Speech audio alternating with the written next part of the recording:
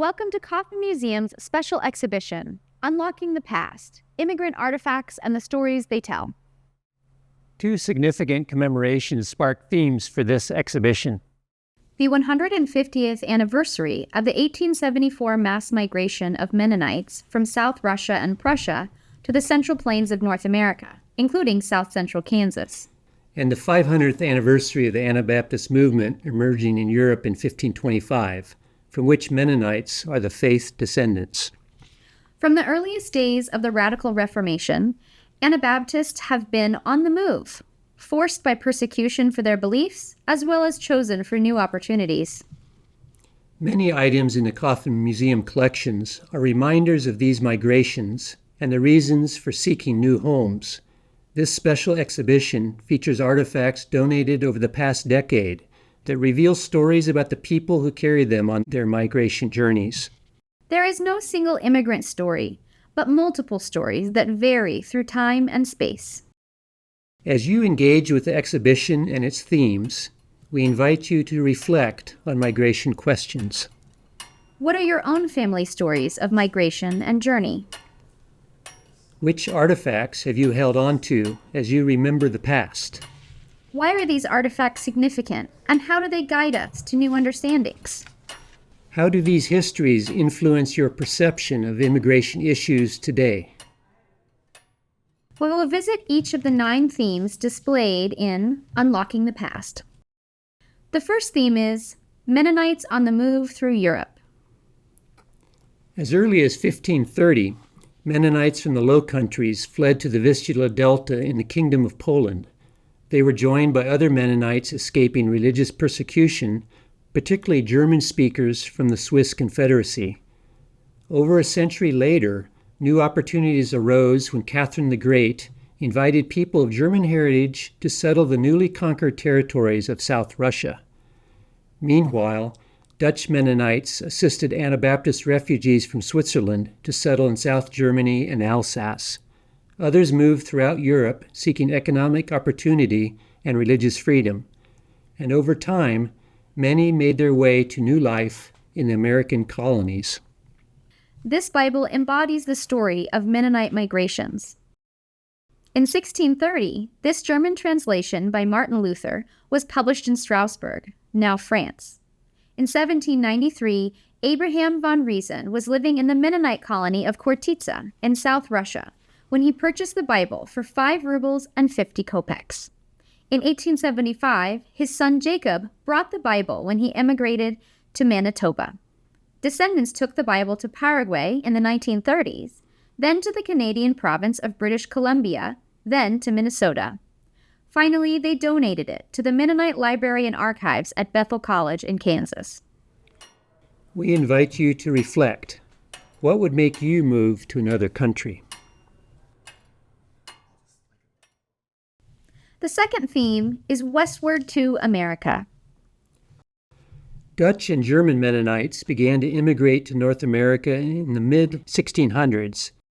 In 1683, 13 Dutch Mennonite families arrived in Philadelphia and settled on land now known as Germantown that was the traditional home of the Lenape people.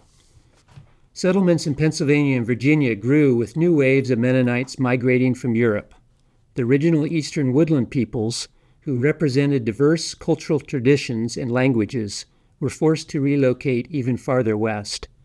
Mennonites of Swiss and German descent continued moving west into what is now Ohio, Indiana, and Illinois, with some families arriving in Kansas before 1874.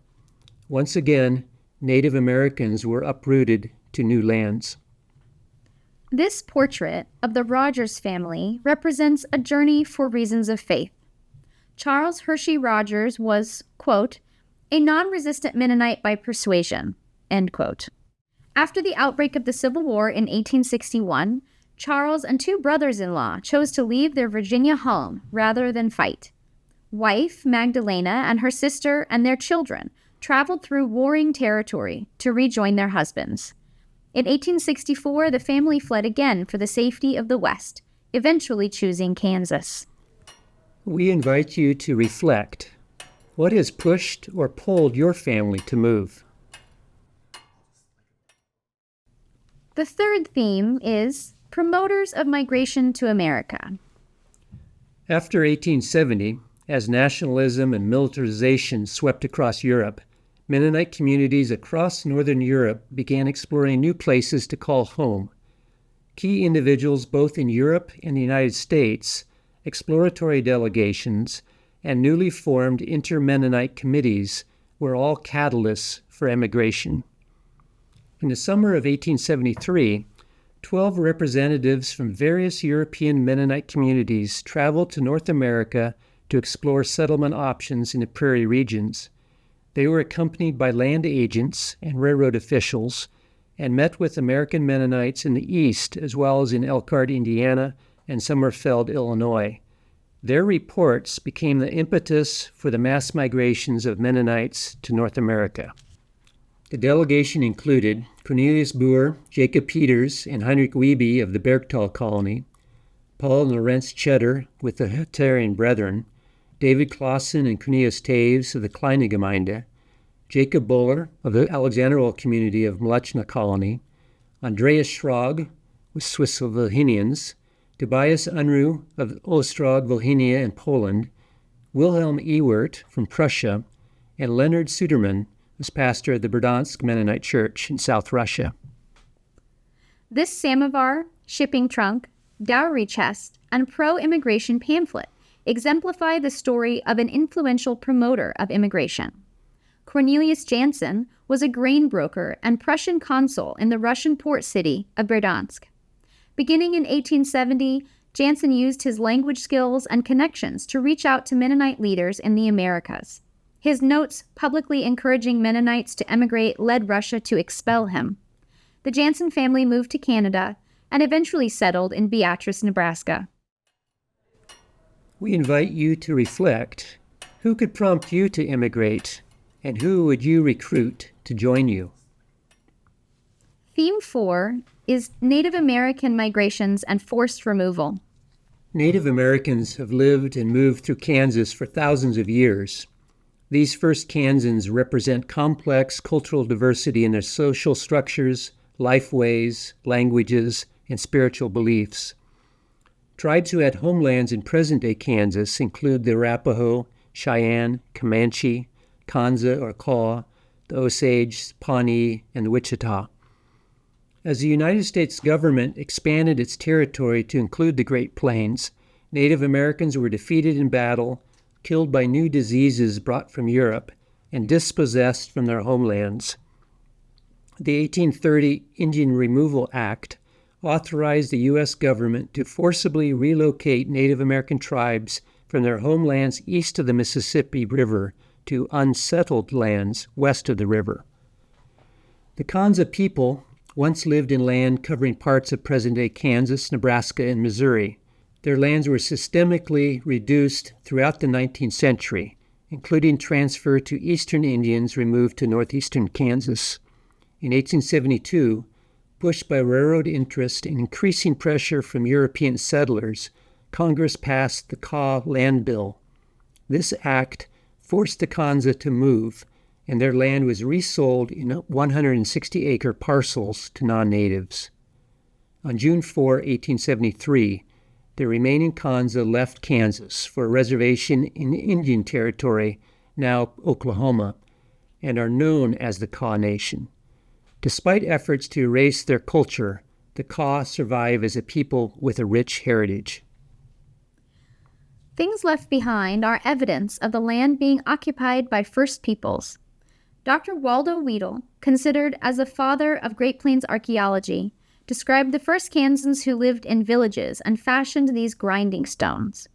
The pottery fragments and stone scrapers, spear and arrow points are remnants from seasonal hunting camps along Sand Creek, which flows near Kauffman Museum.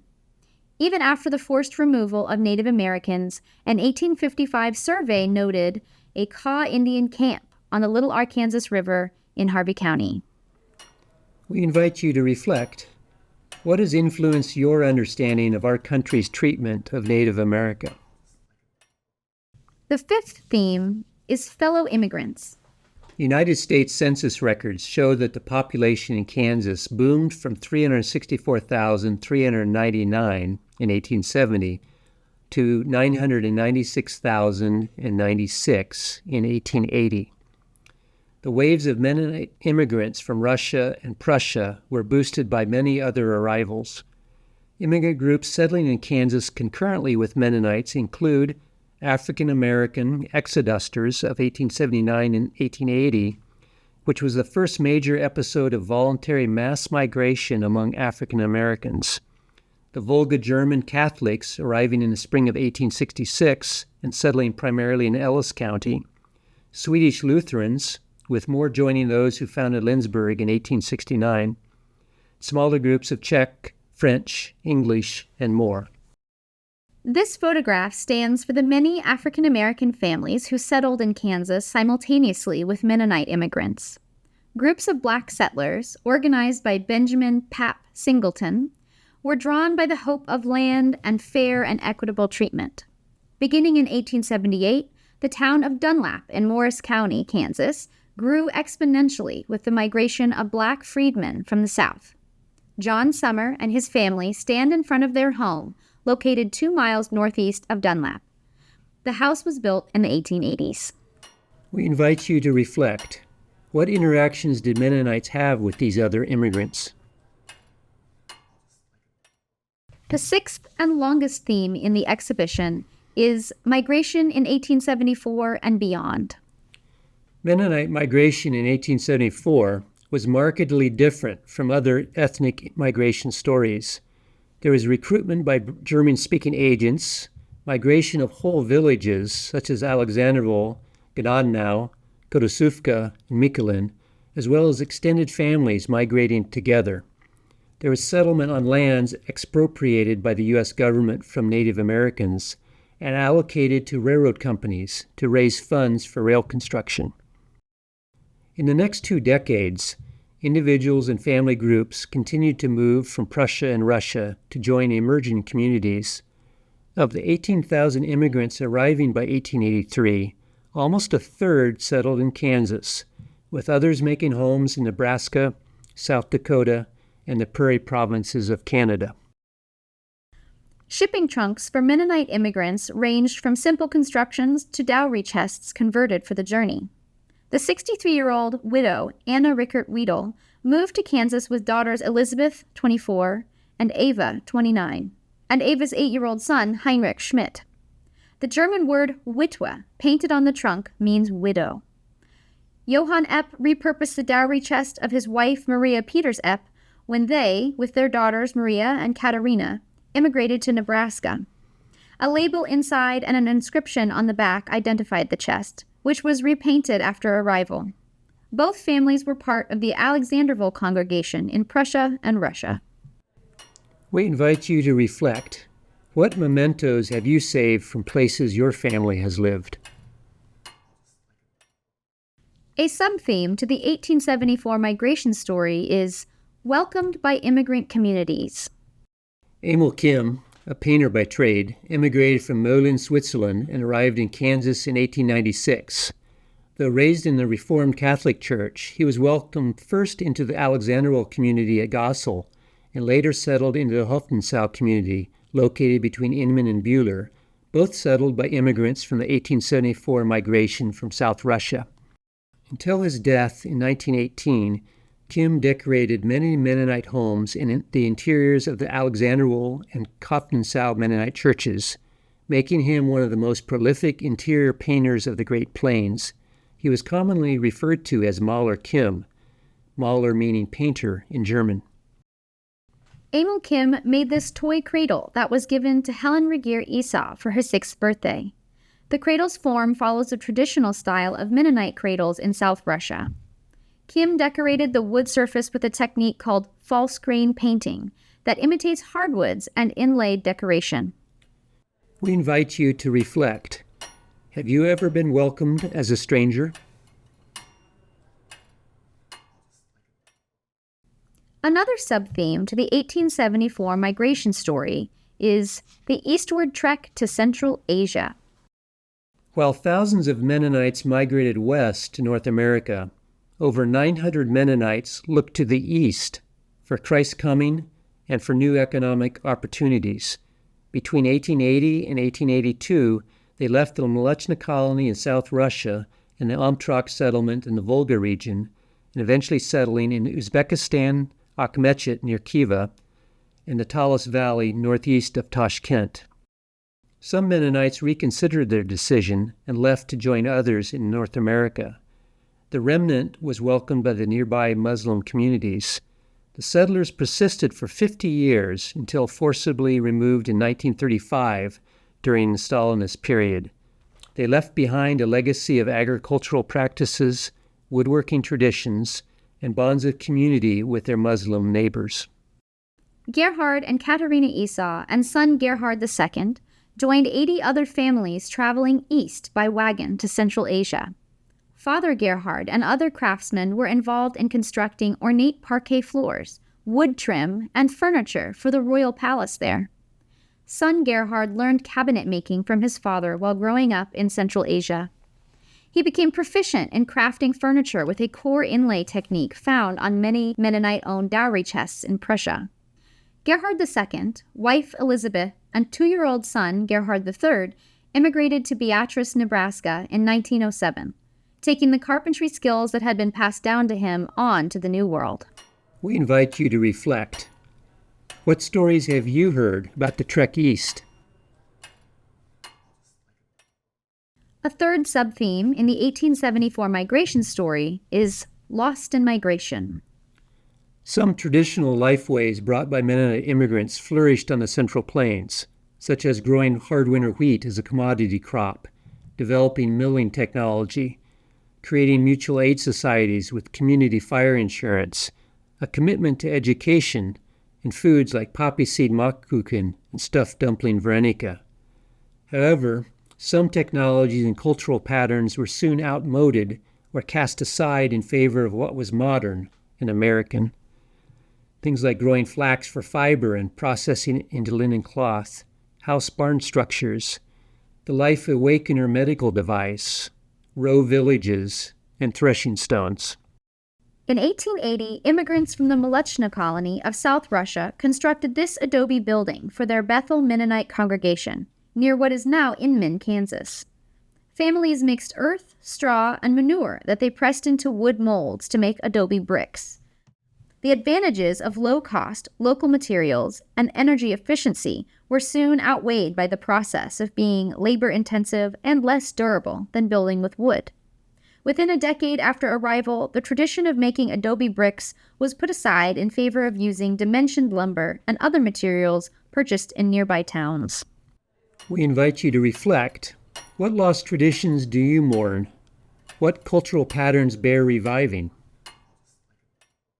The seventh theme is migration after war. Mennonites who chose to remain in Russia experienced decades of peace and prosperity. But bitter conflicts in the 20th century propelled many to leave Europe for the West. In the aftermath of World War I and the Russian Revolution, many Mennonites emigrated primarily to Canada and Paraguay. World War II created refugees fleeing devastating conditions, many living in temporary camps in Europe. They sought new homes in North and South America, joining relatives or building new communities. After the fall of the Berlin Wall in 1989 and the collapse of the Soviet Union in 1991, additional Mennonites immigrated to Germany. Amid the devastation of World War II, Anna Sawatsky-Neufeld fled with her children from their home in Russia to a refugee camp in Poland. In 1945, Anna's teenage daughter Justina prepared to emigrate to North America. Anna modified a pillowcase with lace into a slip for Justina as a parting gift. Men in the Roverstein refugee camp in the Netherlands made Justina's suitcase from wooden food containers shipped from North America. A portion of the original label is visible on the inside bottom, stating, "American Relief for Holland." We invite you to reflect. Have you moved because of conflict or helped with immigrant resettlement? The eighth theme is remembering the 1874 migration. Over the past 150 years, descendants of Mennonite immigrants have marked the anniversary of coming to North America. In 1974, centennial events included worship and singing, drama, programs on turkey red wheat, demonstrations of pioneer hog butchering and cheesemaking, and the publication of heritage cookbooks. The Swiss Mennonite Cultural and Historical Association dedicated the Centennial Memorial at Huptonsfeld Mennonite Church near Mound Ridge, and the Mennonite Inter-Church Centennial Committee of Hillsborough erected the Mennonite Centennial Memorial in Peabody in gratitude for hospitality to the arriving immigrants. In 2024, communities again remembered the arrival of Mennonite immigrants to these Central Plains. In 1974, centennial programming was dominated by stories of turkey red wheat and the role of immigrant Mennonites in introducing this hard winter variety. Harley J. Stuckey served as co-chair of the Wheat Centennial Committee and played a primary role in organizing and promoting activities, such as a wheat-themed float that appeared in county parades. All four of Harley's grandparents emigrated in 1874 from Virginia to Kansas on the SS City of Richmond. Both grandfathers and his father were farmers, a family tradition that Harley continued while pursuing higher education, including a doctorate in political science. We invite you to reflect. How will we remember these migration stories in 2074? The ninth theme is Migration Today. Mennonites have become a global community with more than 2 million people spread around the world. No longer are Europe and North America at the center. In the 21st century, our world continues to be on the move. Some choose to immigrate in pursuit of jobs, resources, or education. Some are forced from home by conflict, poverty, hunger, disaster, or changing government policies. Mennonite people are involved in immigration today as those who are resettling and as Christians who advocate for and provide relief to those building new lives. For over 100 years, MCC has shared God's love and compassion for all through relief, development, and peacemaking. MCC provides valuable supplies to families who have been displaced by conflict or disaster. Relief and hygiene kits meet practical needs, with hygiene supplies and items for relief, education, sewing, or infant care. In times of crisis, MCC kits are a tangible message that their recipients are not forgotten. We invite you to reflect. How are you involved with current immigration issues? Thank you for traveling with us through our special exhibition, Unlocking the Past, Immigrant Artifacts and the Stories They Tell. The artifact stories featured in this video are only a small portion of the Mennonite history you'll find at Kauffman Museum. We invite you to explore migration themes on permanent display at Kauffman Museum of Land and People, and especially the themes of original people, immigrant people, and Mennonite life. The Mennonite Immigrant Furniture Display, The Mirror of the Martyrs display, and the Heritage Farmstead. During your visit, we hope you will ask questions, make your own connections, and start conversations.